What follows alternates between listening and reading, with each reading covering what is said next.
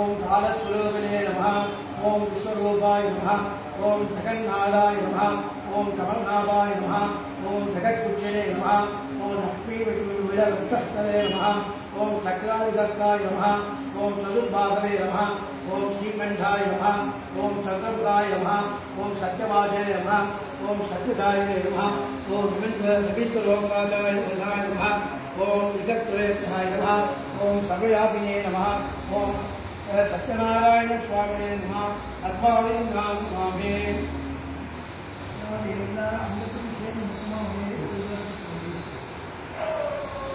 ओम श्री सत्यनारायण स्वामिने नमः। ओम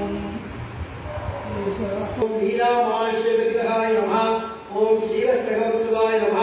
ओम यशोदावत्सलाय नमः। ओम हरये नमः।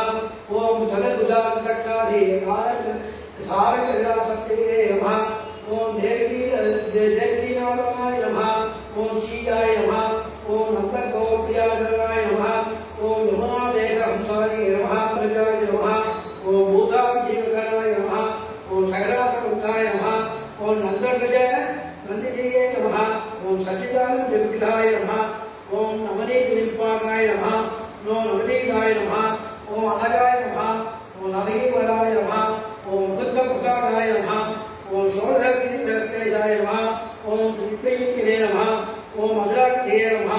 ओम सुधाभवनविद्ये नमः। ओम गोविंदाय नमः। ओम योगीन्द्राय नमः।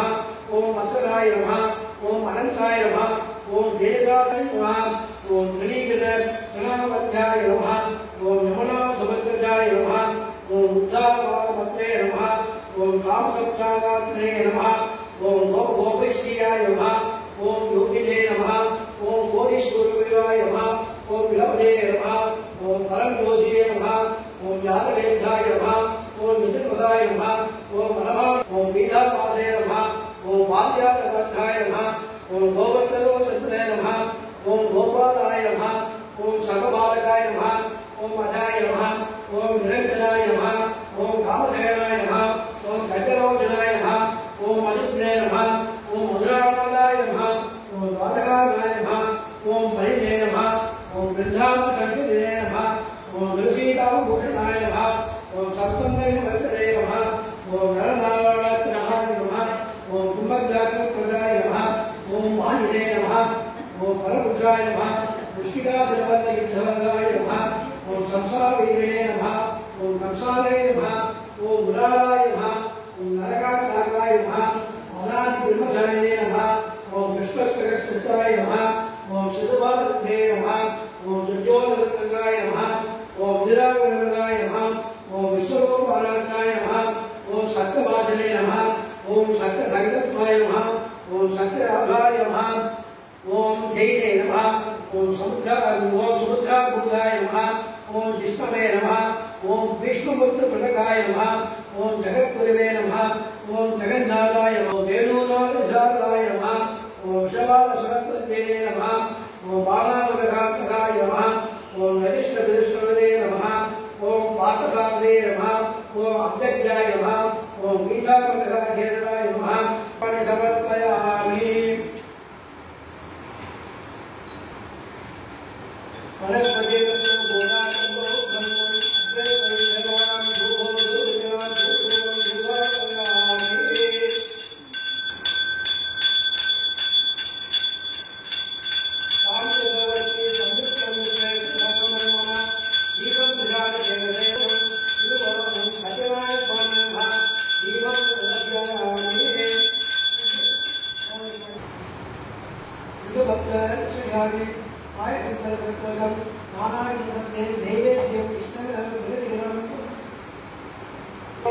சென்று அந்த நிர்மல ஸ்படிக வடிவமாய் நான்கு கரங்களில் சங்கு சக்கரம் நிராகரனாய் அனாதிபுதனாய் விளங்குகின்ற ஸ்ரீ மகாவிஷ்ணுமூர்த்தியை பார்த்து தண்டம் செலுத்தி சொல்லலாம்.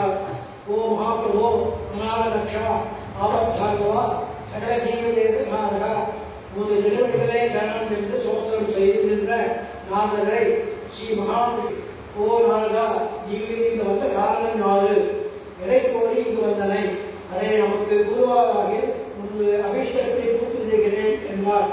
உடனே நாரத சுவாமி பூலோகத்திற்கு சகல ஜனங்களையும் நாம் இந்த துக்கங்களை அனுபவித்துக் கொண்டு பாவகர்மங்களால் அந்தப்படுகிறார்கள். ஆகையால் அப்படிப்பட்ட துக்ககரமான பாவகர்மங்களை அந்த மனுஷர்களை நாளாமல் இருக்க ஏதாவது மகாவிஷ்ணுமூர்த்தி ஓர் நாளர் அவ்விதத்தை அனுஷ்டித்தால் துக்க சாந்தியும் ஜனதான வித்தியம் சௌபாகியமும் சந்தானமும் ஐஸ்வர்யமும் உண்டாகும். ஆகையால் இந்த இடத்தை அவசியம் ஒவ்வொருவரும் அனுஷ்டிக்க வேண்டும். எப்படி செய்வதற்கு அவசியம் அது இரண்டாவது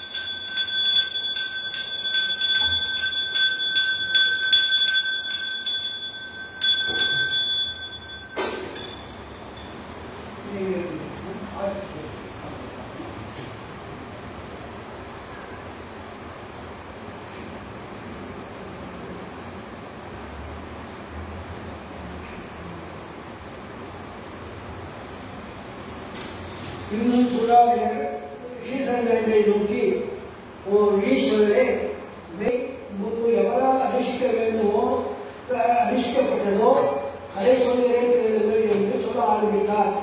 மாதம் மும்மாறி பெய்து நாடெங்கும் செழித்து ஓங்கி ரமணீயனாகிய காசி பட்டத்தில் விசேஷ கருத்திரமாகிய ஓர் பிராமணன் இருந்தான். அவன் பசியை கொள்கையால் மெலிந்து தினம் பூமியில் சஞ்சரித்துக் கொண்டிருக்க அந்த ஏழை பிராமணனை நோக்கி ஏழை பொருளாளனும் பிராமண வாசகரான ஸ்ரீமன் நாராயணமூர்த்தி கிழப்பிராமண வேடம் கொண்டு அந்த ஏழை பிராமணனுக்கு பிரத்யட்சமாய் ஓ பிராமணா தரித்திரவனாய் துக்கத்தை அனுபவித்துக் கொண்டு நீ ஏன் பூமியில் சஞ்சரிக்கிறாய்? அந்த விதத்தின் மருமையை விதானத்தையும் அறிந்து பூமியால் யாரால் நிர்ணயிக்கப்பட்டதோ அதை இடமா சொல்லுங்கள் என்று கேட்டால் அப்படி கேட்ட ரிஷிகளுக்கு உதாரணங்கள் சொல்கிறார். ஓ ரிஷிகளுக்கு சொல்லிய ஏழை பிராமணன் தான் இவ்விடத்தை தன் பந்துக்குடன் கூடிய அனுஷ்டிக்கும் நாளில் அவ்விடம் ஓர் விருதுக்கும் ஏழை அப்பிராமணன் அவ்விட்டின் அருகே கட்டையை சுமந்து கொண்டு தாகத்தினால் வீட்டை மனதில் ஸ்மரிப்பு இந்த விருதுப்பணியில் எவ்வளவு பொருள் கிடைக்குமோ அதை கொண்டு மிகவும் அனுஷ்டிக்க வேண்டும் என்று சங்கல்பித்து விருதுகளை கருவில் சுற்றிக் கொண்டு பட்டணத்தில் நலவந்தர்கள் உண்டான இடத்தில் விருதுகளை விற்க 2 பங்கு அதிகமாக பணம் சம்பாதிக்கப்பட்டவனால் மிக சந்தோஷம் அடைந்து அப்பொருளை கொண்டு வாழைப்பழம் சர்க்கரை நெய் பால் தயிர் தேன் கோதுமை மாவு முதல்வரை வாங்கிக் கொண்டு தனது வீடு சேர்ந்து அந்த தனது பந்துக்களுடன் கூறி சந்திரானந்தத்தை அனுஷ்டிக்க முடித்தால் அவ்விட மகாத்மியத்தால் விசேஷ பொருள் தனம் சம்பத்து இவர்களை நிறைவடைந்து இடலோகத்தில் சக சுகாதாரங்களை அனுபவித்து இங்கே சத்தியலோகம் அடைந்து மோட்ச சாம்பராட்சத்தை பெற்றான்.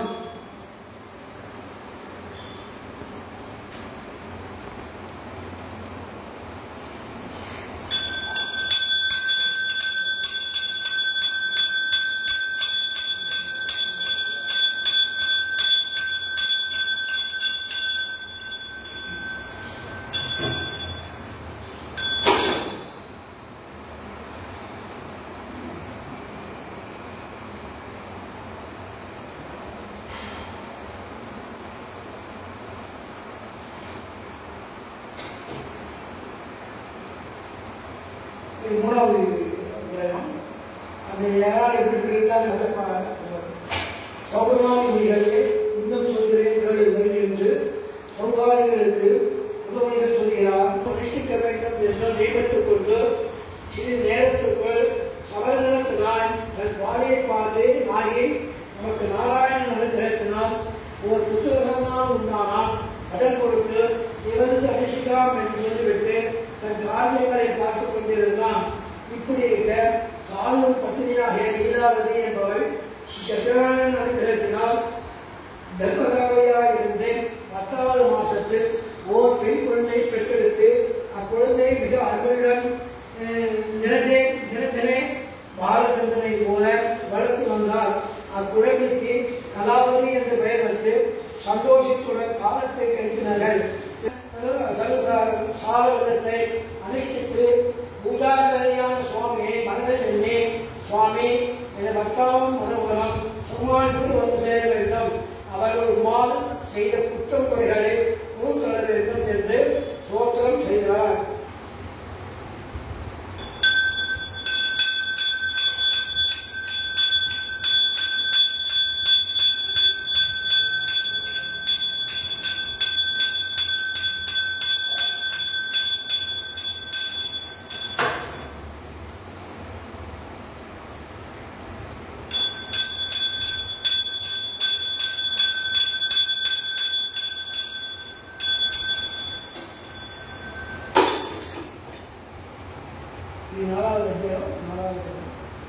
அப்படி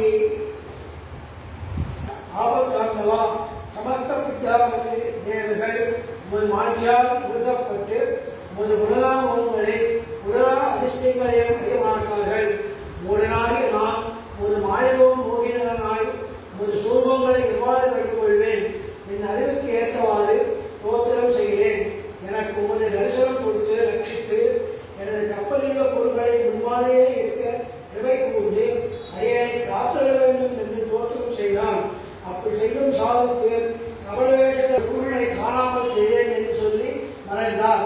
அதை கேட்ட கணவரை மெய்மறைந்து திரும்பி வீடு சேர்ந்து புஜாபகாரத்தை உட்கொண்டு மறுபடியும் புகைமுகம் சேர்ந்து பார்க்க ஸ்ரீமன் நாராயணமூர்த்தியின் அனுகிரகத்தினால் யதாபிதாரம் கப்பலியம் தனது கணவன் இருக்க கண்டு மனமகிழ்ந்து மூரித்து யாரையும் அழைத்துக் கொண்டு பழையபடி வீடு சேர்ந்து தாங்கள் அன்று முதல் சாது சத்யநாராயண பூஜை வந்துவிட்டு நடக்கக்கூடிய பௌர்ணமாசியிலும் சங்கராந்தி தினங்களிலும் இடைவிடாது செய்து கொண்டிருந்து அதனால் இகலோக சுகானுபவங்களை பெற்று பரலோகத்தில் மோட்சமடைந்தனர் என்று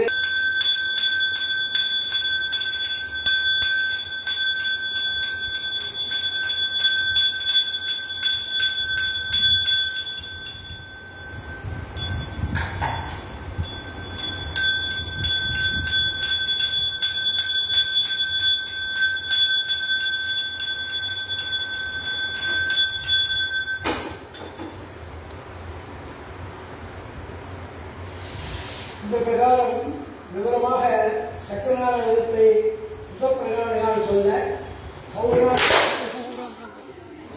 மனுஷன் முக்கியமானோ அந்த சத்யநாராயணத்தை உமக்கு சொன்னேன். இதுவும் அன்றி கலிகத்தில் இவரத்தை பிரதி பௌர்ணமாசிடம் ஒவ்வொரு மாதமும் தவறாமல் அனுஷ்டிக்க வேண்டும். இதனால் மேற்கூறி நற்பலன்களும் மோட்ச சாம்ராஜ்யமும் உண்டாகும் என்று சொல்லி புதப்பிரகார கடையை குறித்தனர். சௌகாரியை நமஸ்கரித்து அவர்கள் ஏற்படுத்திற்கும் சென்றார்கள்.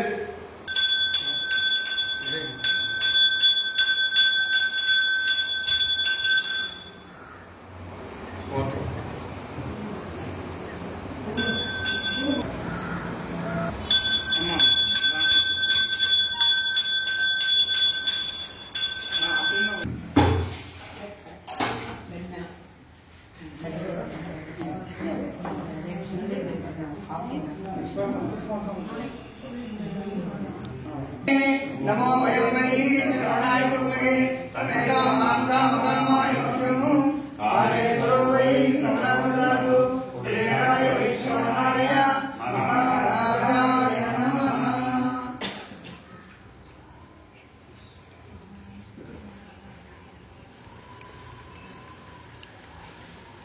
इधर पुष्पं तरह पुष्पं क्षेत्र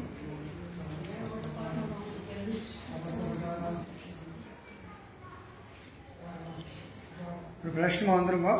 அப்புறம் அங்கேயே தீர்த்தனம்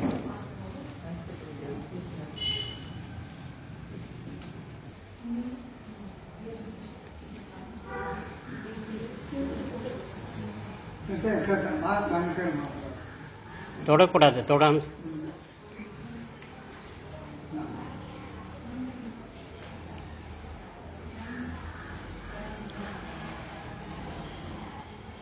என்னால் முடிஞ்ச அளவுக்கு ஏதோ தகுந்த அளவுக்கு படிச்சிருக்கேன்.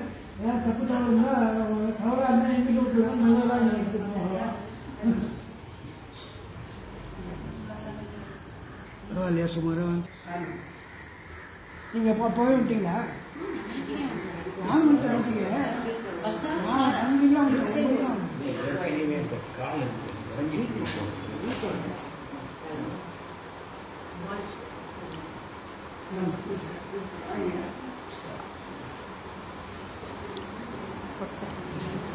ராதே